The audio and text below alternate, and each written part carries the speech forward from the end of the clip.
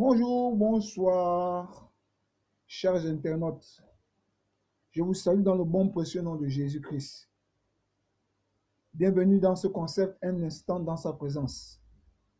Pour ceux qui se connectent à peine ou encore pour ceux qui ceux qui regardent pour la première fois la vidéo, c'est un concept, un nouveau concept qui est mis en place. Un instant dans sa présence. Un instant dans sa présence. Et nous voulons ce soir encore passer un moment dans sa présence, comme je l'ai dit. Nous voulons passer un moment dans sa présence et je pense que chacun de nous voudrait ce soir passer encore du temps dans sa présence.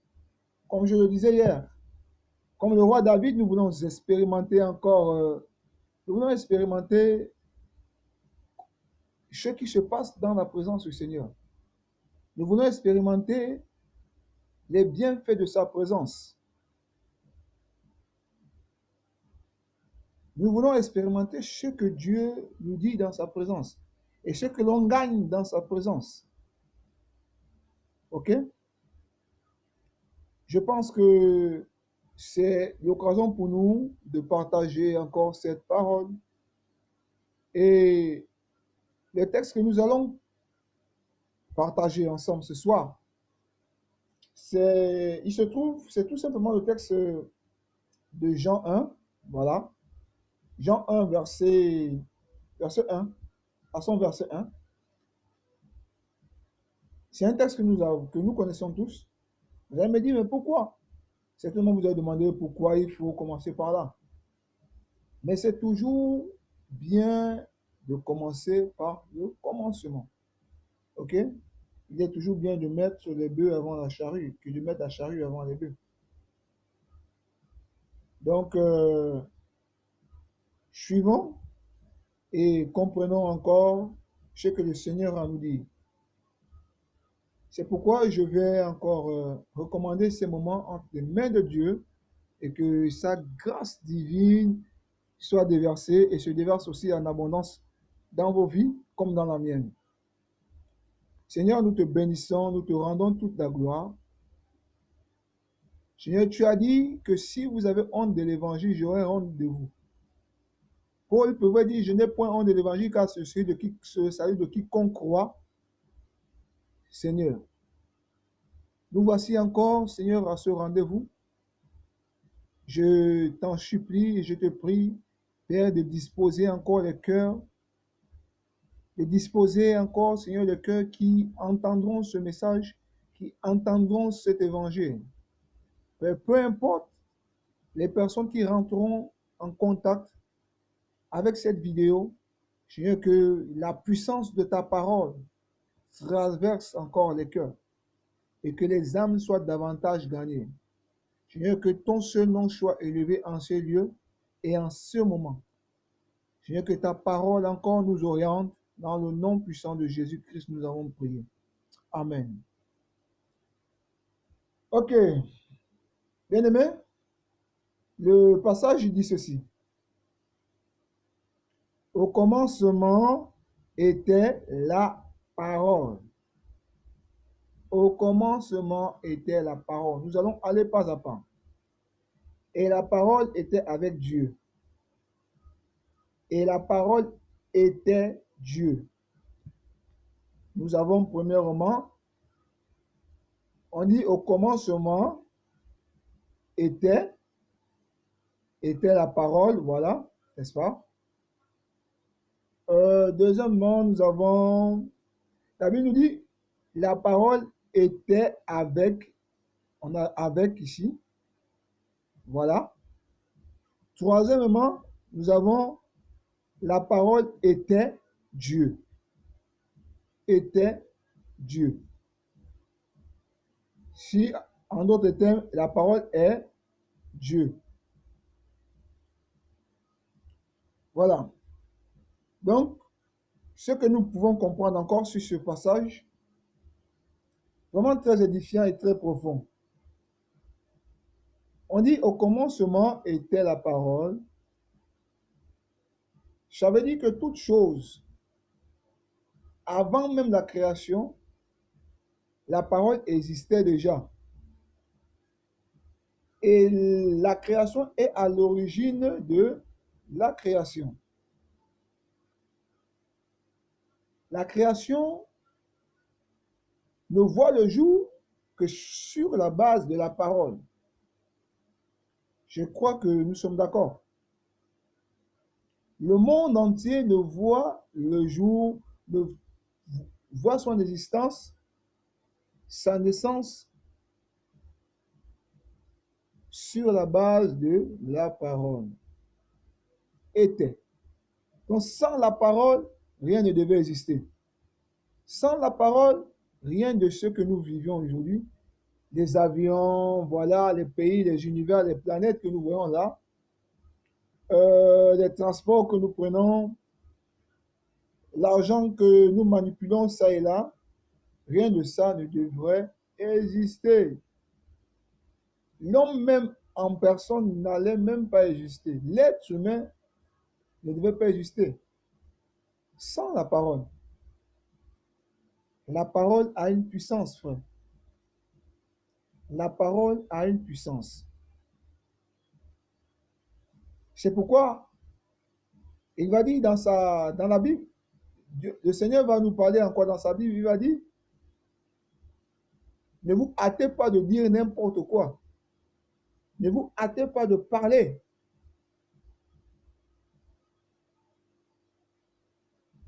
Le sage, Salomon va nous interpeller en disant, le pouvoir, la langue a le pouvoir de la vie et de la mort. Sinon, le pouvoir de tuer, oui, le pouvoir de donner la vie se trouve au bout de la langue. De maudire, de bénir se trouve sur la langue. Sur la langue. Pas que la langue peut, hein, voilà. Mais tout cela, comme pour nous dire que notre parole a une puissance que personnellement, nous pouvons ignorer. Mais Dieu connaissait la puissance de sa parole. Et Dieu connaissait la puissance qu'avait cette parole. Et c'est sur la base de la parole que Jésus a ramené Lazare à la vie. Oui, parce que cette parole n'avait pas une source humaine. Frère, vous savez, la parole, c'est vrai, même les païens utilisent la parole, mais comment elle l'utilise? Tout dépend de son utilisateur. Tu peux utiliser ta parole pour bénir, tu peux l'utiliser pour maudire, tu peux l'utiliser pour faire un tas de choses. Ok? Faire un tas de choses. Mais l'idéal voudrait que lorsque nous parlons, lorsque nous utilisons la parole, qu'elle aille dans le sens de bénir.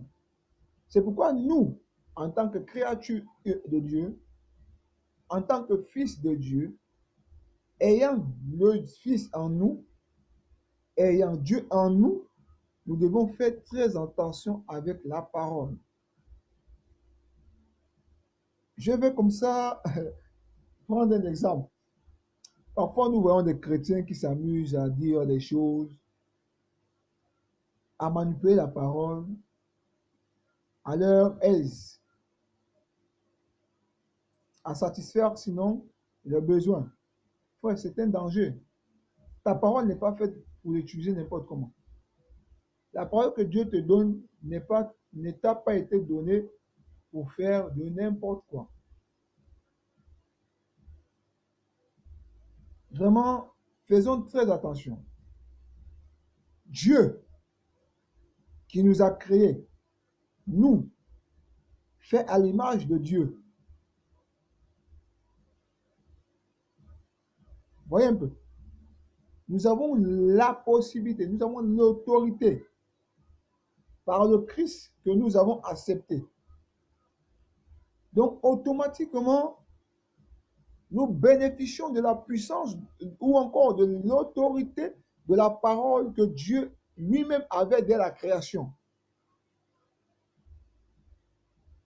Dieu a fait le monde entier sur la base de la parole, frère. Sur la base de la parole. Le monde existe sur la base de la parole.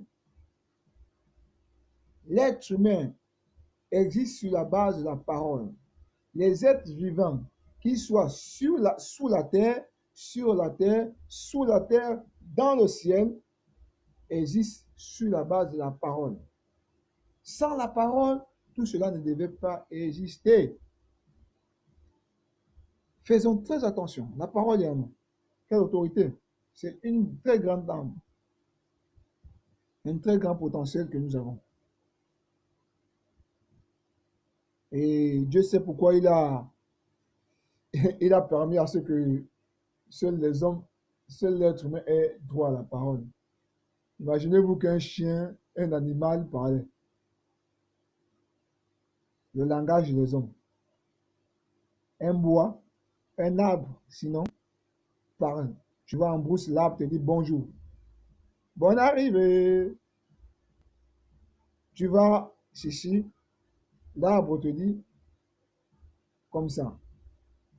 Les animaux avaient tous le même langage, mais le monde devait vraiment, le monde allait être un monde, je ne sais pas, à l'époque de Babylone, voilà, comme à l'époque de Babylone, tout le monde se comprenait. Mais rassurez-vous, Dieu, il est Dieu. Dieu est Dieu. Rassurons-nous, Dieu reste Dieu. Tous ces composants, ces êtres vivants, ont leur langage selon leur espèce. Ils ont leur langage. Mais la parole que Dieu parle ici, frère, c'est la parole parlée. C'est la parole que Dieu te donne. C'est la parole que Dieu nous a donnée. La capacité de bénir, la capacité de mourir, la capacité d'appeler à l'existence ce qui n'existe pas. C'est par la parole. Et nous sommes de l'espèce royale. C'est pourquoi nous avons la parole. Ouais. Nous sommes de l'espèce divine. Nous avons pour objectif, nous avons pour mission rencontrer le Seigneur, faire marcher selon le Seigneur, le connaître, faire de notre vie sa vie, aller connaître et grandir avec lui, faire de lui notre marche de tous les jours. Bien, nous avançons. Nous sommes dans l'avec. La parole était avec Dieu.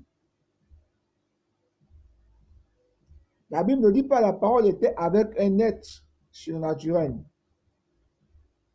Ou encore, la Bible ne dit pas que la parole était avec un ange. La parole était avec celui-là. La parole était avec l'homme. Non. La parole était avec Dieu. Dieu était la source de la parole. Dieu contenait la parole. La parole était en lui. La parole était l'incarnation. La parole était l'incarnation de Dieu. La parole était sur la base. En fait, la parole symbolisait Dieu. Et la parole symbolise jusqu'à présent. La parole était avec lui, frère. Pas avec un être humain. Pas avec un ange. Pas avec une puissance de la terre. Pas avec une puissance sous la terre. Mais avec Dieu, l'origine de toute création. Waouh, waouh, waouh, waouh, waouh, waouh. N'est-ce pas merveilleux? La parole était avec Dieu, frère. Waouh. Mandeleos. Dieu était la parole, frère. Dieu contenait la parole. La parole était dans lui. La parole était avec lui. comme tu es souvent avec ton, hein, comme tu es avec, je ne sais pas, quelque chose qui t'appartient, on dit, c'est avec. Donc Dieu avait pour propriété la parole. Dieu était le propriétaire de la parole, frère.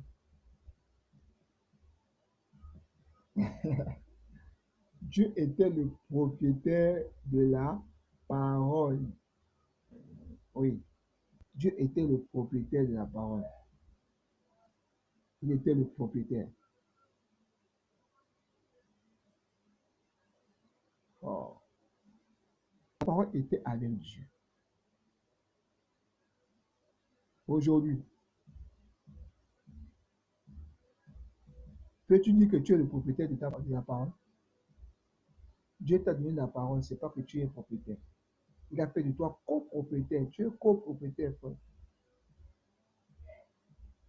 Utilise-la comme Dieu le veut, pas comme tu le veux. La puissance de la parole.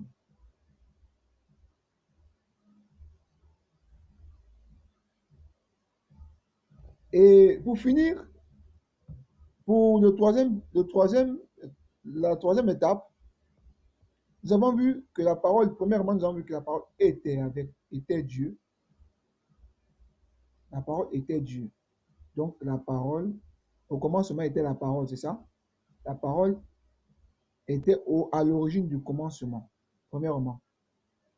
Deuxièmement, nous avons vu que la parole était avec Dieu. Il était le premier. Dieu était le propriétaire de la parole. Dieu était le propriétaire de la parole, frère. Deuxièmement. Troisièmement, Dieu dit dans sa parole que la parole, Jean son chapitre 1, au verset 1, que la parole était Dieu. Dieu n'était pas seulement le propriétaire, mais lui-même était la parole. Wow. Lui-même était la parole. Oh. Donc, en fait, tu n'es pas seulement détenteur de la parole, mais tu es même parole. Mystère. Wow. Dieu était lui-même la parole, frère. Oh, tu comprends ça? Dieu n'avait pas besoin, non, frère, Dieu n'avait pas besoin d'un intermédiaire. Dieu n'avait pas besoin que quelqu'un soit. Dieu lui-même la parole. Il est Dieu. C'est donc la parole, lui. Donc, en tant que Dieu, il était lui-même la parole. Lui-même, la parole dit, la Bible dit, il était, la parole était Dieu. La parole était Dieu, pas avec. On a laissé l'étape d'avec. La parole est Dieu. La parole est Dieu. Hein? Comment Dieu lui-même va être la parole, frère? Et tu joues avec ce Dieu-là. Nous jouons avec ce Dieu. La Bible dit que Dieu lui-même est la parole, frère. Dieu lui-même est la parole. Dieu était la parole dès le commencement. Mais lui-même va se parler comment? Et comment lui-même, en tant que Dieu, en tant que parole, il va proclamer? Non, il va faire, il va faire. Frère, c'est une puissance que c'est- c'est- c'est un mystère que nous ne pouvons pas comprendre. Si ce n'est que reconnaître l'autorité de la parole, la puissance de Dieu dans sa parole. C'est pourquoi nous ne devons pas. Il dit, la Bible dit, nous enseigne, nous parle mieux. Dieu nous parle mieux dans sa parole. Oui, sa parole. Il nous parle mieux dans sa parole. Dieu nous parle à 70% dans sa parole. Mais sa parole aujourd'hui, c'est quelle? C'est pourquoi David a dit un instant. dans ta présence vaut mieux que 1000 instants ailleurs.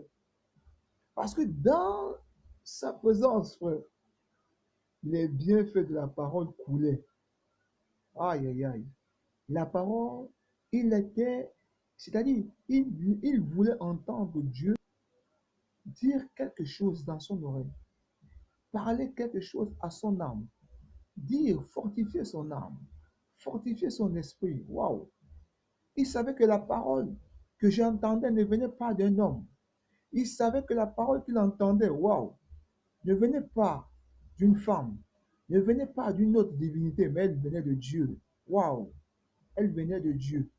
Cette parole-là ne venait pas de Dieu seulement, mais elle était Dieu. Aïe, aïe, aïe. Elle était Dieu. Voilà pourquoi David va vouloir, va soupirer, va dire Seigneur, comment aller chercher Dieu ailleurs? Mais entre temps, c'est là dans ta présence que tu es. Tu es là. C'est quoi? Waouh! Bien aimé, contemplons les bienfaits de la parole. Cherchons à comprendre la parole. Cherchons à rester avec la parole. Cherchons à s'attacher avec la parole. Cherchons à faire une personne. Cherchons à demeurer. C'est ça. Ça fera l'objet de prochainement. Prochainement, ça fera l'objet de notre entretien. Mais je veux t'assurer, sache que la parole n'était pas seule. La parole n'est pas seulement à l'origine de l'action. Elle n'est pas seulement avec, elle n'a pas seulement été avec Dieu, après elle s'est volatilisée. Non, elle était carrément Dieu. Donc, on peut dire oui, quelqu'un, c'est avec tel, c'est avec une tierce personne. Ce que tu cherches est avec ceci. Prenons un exemple, par exemple. Voici mon stylo. Je vais dire le stylo est avec moi. Le stylo est avec moi. Mais il peut arriver qu'il y a des moments, hein, à une certaine étape, je me débarrasse du stylo. Il n'est plus avec moi. Il se retrouve avec quelqu'un d'autre. Quelqu'un le vole. Il se retrouve avec quelqu'un d'autre. Non. Mais Dieu dit, la parole était avec lui. Et il était aussi cette parole-là. Et c'est ce Dieu, et c'est avec ce Dieu que nous voulons passer nos instants. C'est avec ce Dieu que nous voulons passer nos temps. C'est avec ce Dieu que nous voulons passer quelques instants. Que le Seigneur nous bénisse encore, frère. Que le Seigneur nous bénisse. Que le Seigneur te bénisse. À l'écoute de cette vidéo, que le Seigneur te bénisse. Sois davantage béni, frère. Sois davantage béni. Elle ne retourne pas sans avoir accompli sa mission.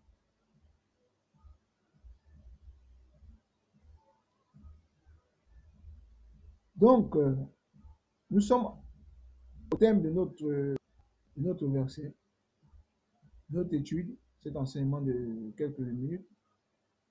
Et nous sommes toujours, je dis que nous sommes dans le concept un instant dans sa présence. Et je vous encourage à vous abonner sur cette chaîne YouTube. Abonnez-vous vous allez voir juste en bas, notification, abonne-toi. Cette petite cloche là, il suffit de cliquer. Appréciez l'exhortation, frère. Il y a aussi une notification plus bas. J'aime, tu peux cliquer, tu peux encourager ton frère, encourager ton bien-aimé. Ça me fortifie de savoir que les jeunes sont à l'écoute de la parole. Partage ces moments avec moi. Que Dieu vous bénisse en abondance. Soyez davantage des sources de bénédiction aussi pour certaines personnes. Merci Seigneur encore pour ce moment. Merci Seigneur pour ce temps. Prochainement, pour une prochaine fois, nous ne comptons que sur toi. La gloire et l'honneur te reviennent au nom de Jésus-Christ. Amen.